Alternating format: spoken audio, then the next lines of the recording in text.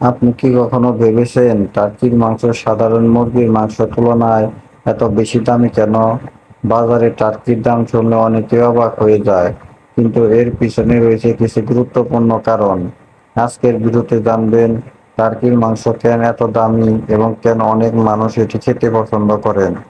সাধারণ ব্রয়লার মুরগি 30 থেকে 45 দিনের মধ্যে বিক্রির উপযোগী হয়ে যায়, কিন্তু একটি টার্কিকে পূর্ণ আকারে বড় হতে প্রায় 5 থেকে 7 মাস সময় লাগে।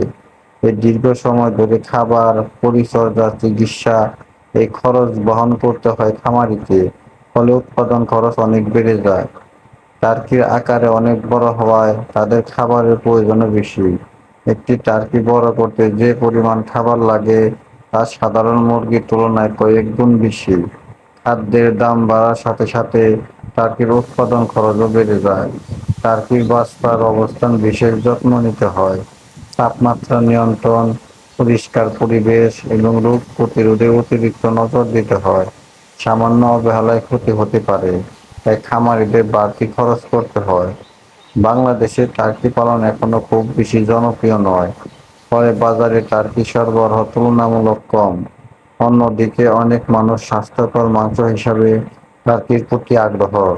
সরবরাহ কম এবং চাহিদা বেশি হওয়ায় দামও বেশি থাকে। টার্কির মাংসে উচ্চমানের প্রোটিন, আয়রন, জিঙ্ক ও ভিটামিন বি রয়েছে।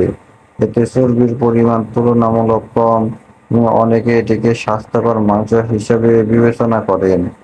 এই কারণে এর বাজার মূল্য বেশি।